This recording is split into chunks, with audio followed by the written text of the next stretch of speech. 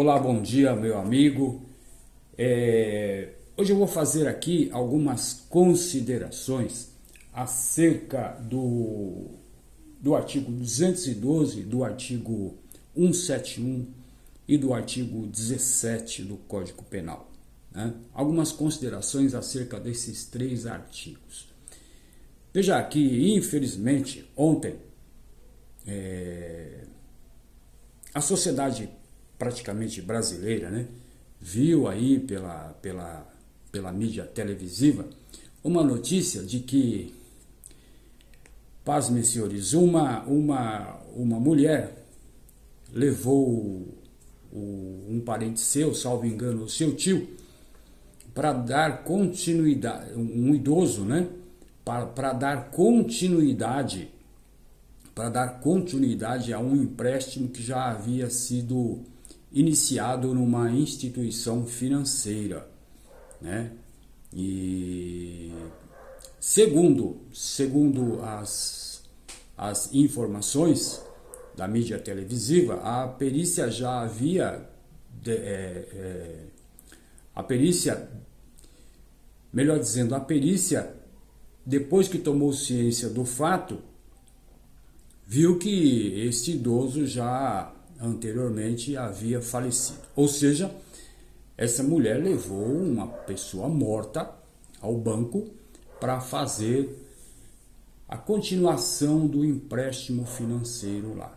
E lá tentou assinar o documento, mas a pessoa estava falecida, não tinha como assinar o documento. Então, de uma certa forma, os funcionários perceberam aquela situação, acionou a polícia veio, levou para a delegacia e a situação foi colocada no papel, tudo indica que foi colocado no papel e a pessoa foi presa lá, né? Então veja, algumas considerações. Pelo estado que a pessoa estava, a sociedade toda viu isso, né? A pessoa aparentemente realmente estava falecida. Porém, ainda com o seu organismo em flexibilidade. Subentende-se que pela medicina legal não entrou ainda no estado de rigidez, estava em flexibilidade. Então, bem provável, não tivesse falecido acima de 6 horas, porque começa depois de 6 horas o estado de rigidez cadavérica, né? A pergunta é a seguinte: qual tipo penal essa pessoa pode responder, vai responder, e qual a possibilidade de não responder, né? E qual a possibilidade de uma agravação na pena, né? Então veja só, pelo artigo 212 do Código Penal, trata-se de vilipêndio a cadáver, cuja pena é de detenção de 1 a 3 anos mais multa. Vilipendiar é o mesmo que menosprezar, que aviltar, tratar com desprezo a pessoa já falecida ou as suas cinzas, os seus restos mortais. Isto é vilipendiar.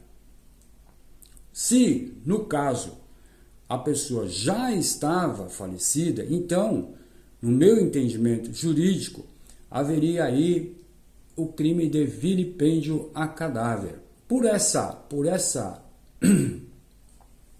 conclusão aqui, nós podemos dizer que esse delito de vilipêndio já havia sido consumado, porque houve aí um desprezo, um aviltamento com relação a levar a pessoa até o banco e tentar lá aplicar um golpe, o que nasce a possibilidade de um outro artigo.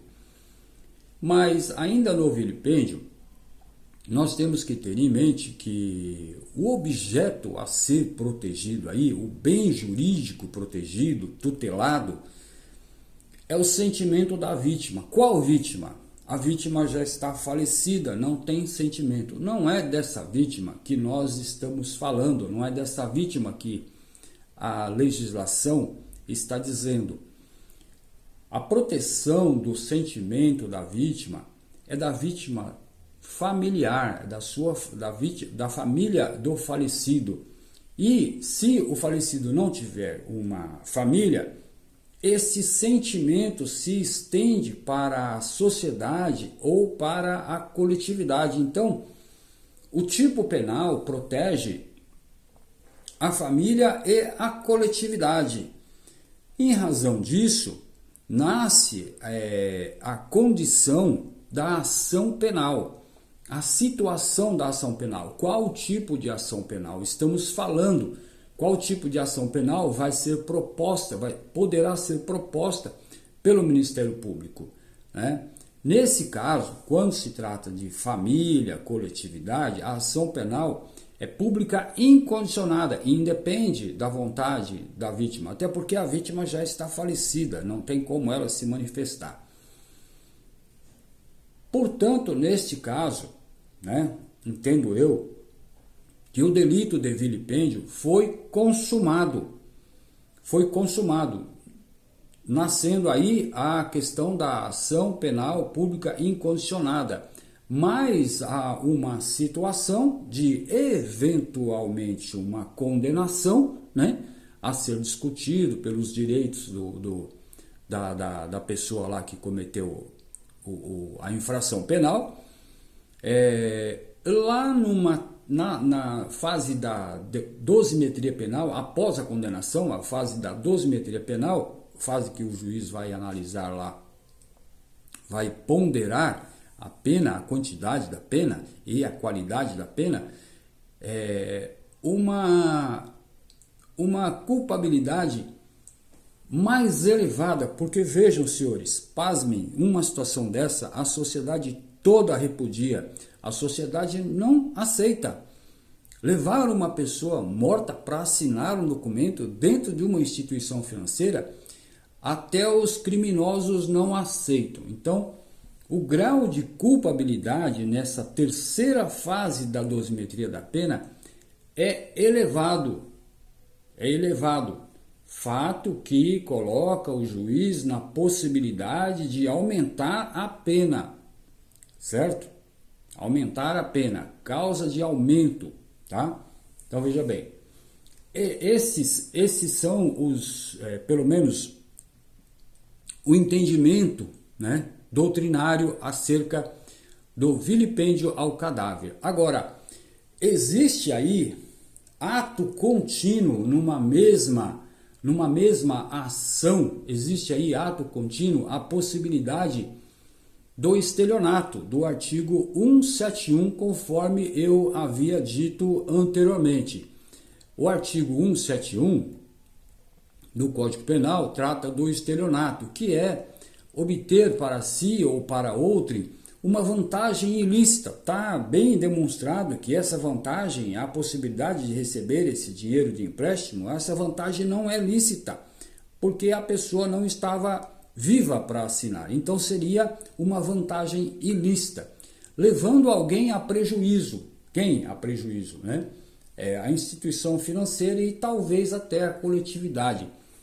Induzir essa instituição ou mantendo essa instituição no erro mediante um artifício ardil ou por meio de uma fraude. Eu diria que nesse caso aqui, por um artifício ardil, de forma intelectual, tentando manter a instituição no erro. E intelectual por quê? Porque tentou fazer com que a pessoa que já falecida não se passasse por uma pessoa viva. Então, de uma forma intelectual, tentou enganar o banco, tentou enganar a instituição financeira. Perfeito? Do meu ponto de vista, caberia aqui o estelionato. Vejam, senhores, que pela história contada, o estelionato não se concluiu. Houve a chegada da polícia e a polícia prendeu em flagrante a pessoa. Então o estelionato foi tentado, existe essa possibilidade do estelionato tentado. Mas, em razão, falando ainda do estelionato, seguindo, a pena do estelionato fica de 1 a 5 anos de reclusão mais a multa, certo?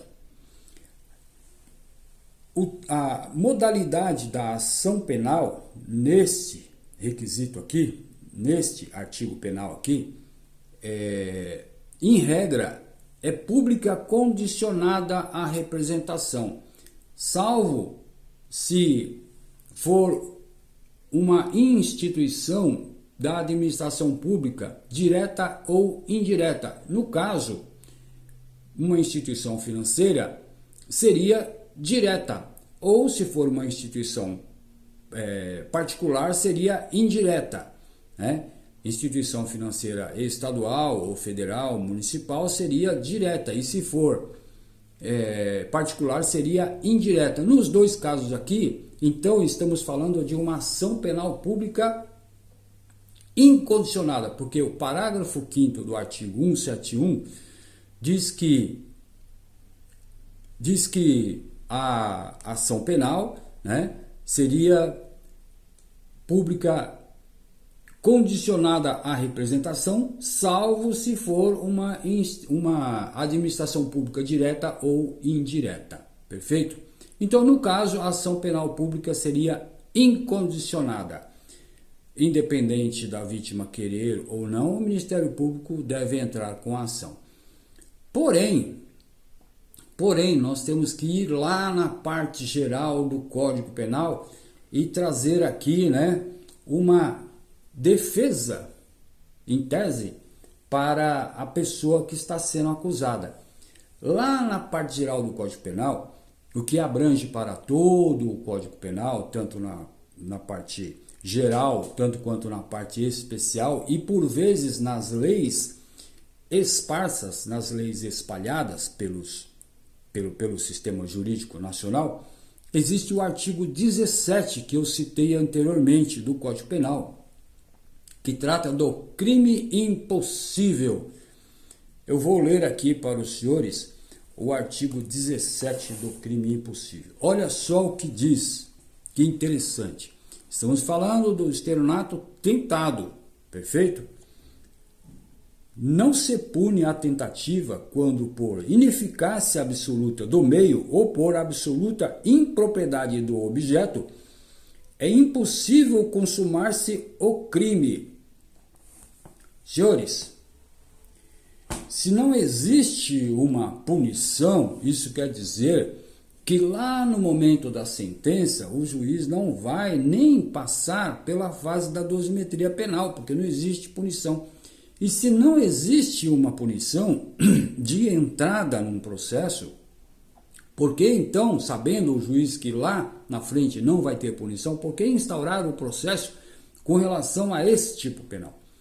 Então não existe possibilidade neste caso de instauração do processo pelo artigo 171 tentado. Porque vejam que quando nós lemos o artigo 17 do Código Penal, nós temos que ter em mente aqui algumas palavras importantes. Quando por ineficácia absoluta do meio. O meio aqui é de extrema relevância. O meio aqui é de alta relevância. Porque qual foi o meio aqui utilizado para tentar enganar, para induzir no erro a instituição? O meio aqui, no caso, seria, infelizmente, né, o próprio cadáver, né? Esse seria o meio.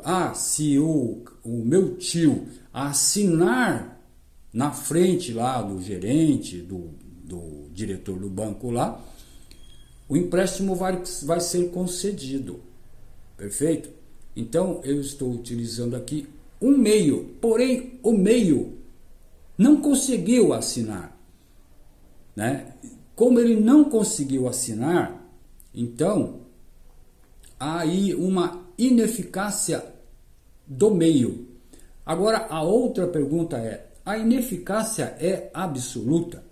Quando nós falamos dessa palavra absoluta, isso quer dizer o seguinte, que este meio conseguiria assinar documentos em outros lugares? Este meio, em outras situações semelhantes ou diferenciadas, conseguiria assinar o documento? Digamos que tirasse esse meio e levasse para um outro banco, para uma outra instituição, para uma loja, qualquer local. Este meio conseguiria assinar numa instituição, numa outra, assinar até mesmo dentro de casa, qualquer coisa? Óbvio que não, pois ele estava falecido, então não haveria possibilidade. Essa ineficácia, então, ela é absoluta. E a ineficácia do meio sendo absoluta, o crime é impossível. Então, se existe o crime impossível, nesta situação, não existe motivo de ação penal, neste caso do artigo 171, tentado. Perfeito? Prevalece, então,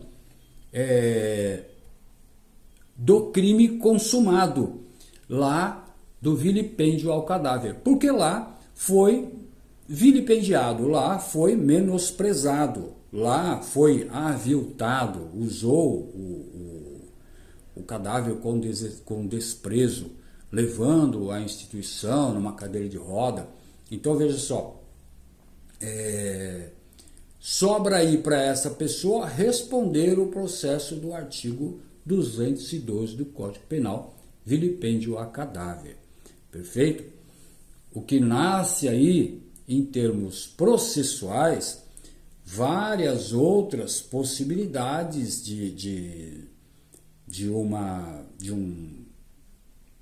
no caso aqui, a pena é de 1 a 3 anos, né? Não teria a possibilidade diretamente de GCRIM, que é do Juizado Especial Criminal, mas pela pena mínima, que é de 1 ano, haveria a possibilidade dos institutos beneficiadores do GCRIM, da Lei 9.099, perfeito? Então existe essa possibilidade aí. Na situação do flagrante, né, a autoridade policial deve ali somar as duas penas máximas, a do estelionato 5 anos e a outra do vilipêndio 3 anos, o que daria 8 anos, impossibilidade então aí de aplicação de uma fiança. Perfeito? Impossibilidade de uma aplicação de uma fiança. Mas essa fiança pode ser aplicada, inclusive, numa audiência de custódia, o que deve ocorrer nas 24 horas posteriores ao flagrante, né? Então, lá em juízo existe a possibilidade do relaxamento, se foi, não sei se foi feito o flagrante do artigo 171, tentado, mas se foi feito, existe a possibilidade do relaxamento, perfeito? Pelo crime impossível, né? E a possibilidade de uma fiança lá em juízo. Ou a autoridade judiciária pode apenas não aplicar a fiança, né?